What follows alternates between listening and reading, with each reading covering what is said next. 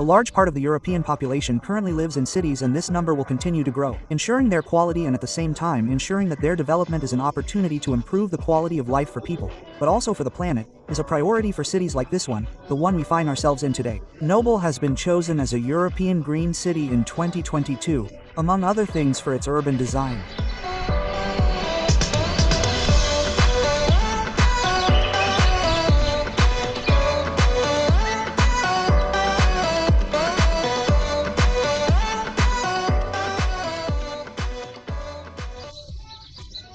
Alberto, we are in the heart of Caser de Bon, a green area in the city center here in Grenoble. How necessary is this for cities, right? I miss it a lot in some cities in Spain, especially in large cities. You can see it, especially when you walk around the city, seeing all the gardens and trees. I was also very surprised by the vertical gardens, and it is something that is appreciated and greatly missed. Precisely what you mentioned is one of the things that has led them to win the label of Green City of 2022. Can Grenoble be a benchmark in the challenge that sustainability poses to us right now? It can certainly serve as an example for other European cities. The whole issue of waste management, everything they do with it, they see many photovoltaic plants that allow people to supply themselves directly with the sun's energy. Do you think that with all this we're talking about, Grenoble helps reinforce the idea that sustainability and progress can go hand in hand, that they don't have to compete?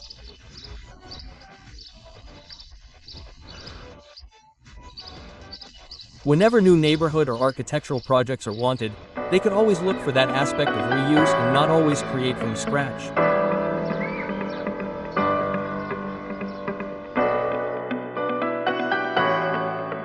Well, Jorge, you've lived here in Grenoble for 9 years. Do you know it well? Tell us a little about where we are.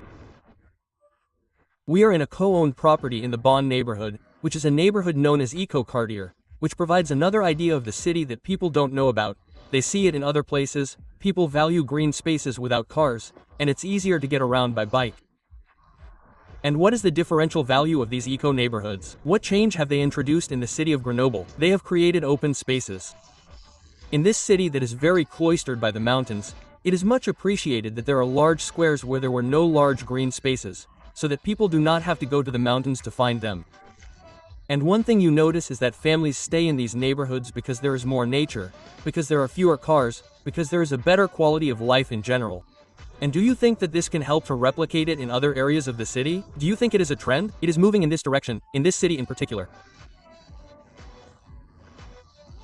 I suppose that's why they've made it Green City 2022, but yes, well, there are neighborhoods that are explicitly becoming eco-neighborhoods. There's Presqu'île, there's the Flover neighborhood, but it's effectively going to make people accept those neighborhoods and look for ways to make 100% self-sufficient homes, pedestrianize certain areas, open certain parks to the public, and that, all of that is acceptance that this is the city model that we all want, or that I personally want.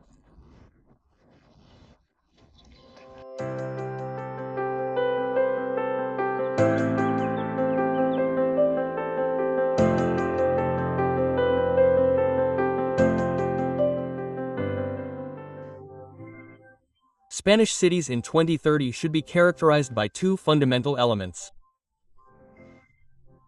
One of them is how they're going to be more resilient to everything that climate change entails.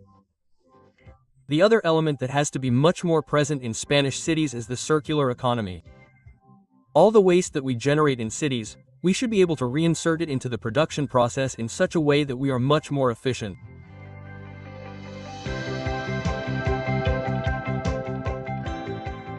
In order to fight climate change, the more ambitious we are, the better. And the ambition in an urban planning approach is to reform what already exists and propose new architectural approaches in what is coming. In what already exists, we have to really focus on energy efficiency, insulation, solar panels, and urban energy communities. In new urban planning approaches, we must focus on many more walkable areas and, of course, using public transport a lot. It is true that the housing stock in Spain is long-lived, but we have to see it more as an opportunity than as a problem. Spanish cities have many opportunities from the point of view of generating dense urban environments. And from that point of view, we can generate a lot of efficiency by reforming the buildings themselves, mainly by insulating them, generating our own energy, that is essential, and also hybridizing with what would be green roofs, green walls.